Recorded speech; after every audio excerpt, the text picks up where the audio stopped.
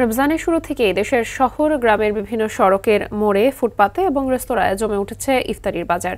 প্রতিদিনই বিকেল থেকে ইফতারের দোকানগুলোতে ক্রেতাদের উপচে পড়া ভিড় দেখা যায়। বিক্রেতাদের হাঁকডাক আর ক্রেতাদের ক্রয় উৎসবে জমজমাট হয়ে উঠেছে ইফতার বাজার।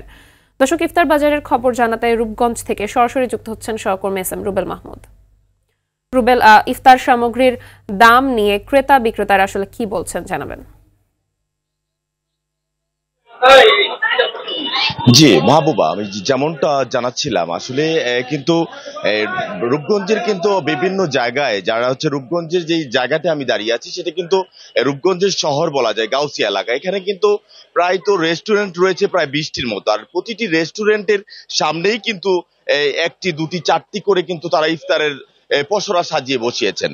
এরই মাঝখানে আমি আপনাদেরকে একটু দেখাতে চাই, দেখা যায় যে এখানে কিন্তু দেখছেন যে একটি রেস্টুরেন্টেরই কিন্তু নিচে এখানে বিভিন্ন রকম যে রয়েছে, যেমন এখানে শিক কাবাব রয়েছে, জালি কাবাব রয়েছে এবং অনেক শাসলিক রয়েছে এবং চিকেন মিটবল রয়েছে, বা অনেক ইফতারের কিন্তু একটি সমাহার এখানে রয়েছে। তবে এখানে কিন্তু সাধারণ যারা ক্রেতা রয়েছেন তারা কিন্তু আমাদেরকে জানাচ্ছেন যে আসলে রোজা রমজান মাসে কিন্তু আমাদের বাড়িতে যতটুকু আমরা ইফতার বানাই, কিন্তু মুখরোচক যদি কিছু খাবার মানে চাইতে যাই তাহলে কিন্তু আমাদের ইফতারের দোকানে বা ফুটপাতে বিভিন্ন জায়গায় কিন্তু যেতে হয়। তবে এরই ধারাবাহিকতায় কিন্তু সাধারণ জনগণ যারা রোজা রেখেছে তারা কিন্তু গাউসিয়া এলাকার বিভিন্ন জায়গায় কিন্তু তারা ইফতার কিনতে এসেছেন। আরেকটি বিষয় হচ্ছে যে কিন্তু দাম নিয়ে কিন্তু যারা এখানে ক্রেতা রয়েছেন তাদের কিন্তু একটু কিছু বৈষম্য রয়েছে। তারা কিন্তু বলছেন যে আসলে দামটা কিন্তু অনেক বেশি বলছেন।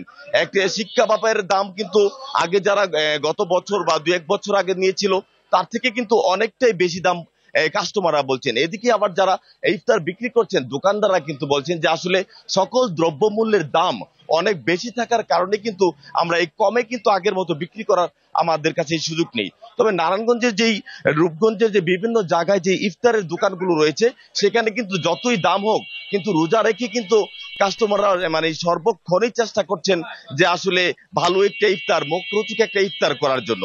তবে এই ছিল আমার কাছে নারায়ণগঞ্জের রূপগঞ্জ থেকে ইফতার নিয়ে সর্বশেষ সংবাদ। ধন্যবাদ আপনাকে।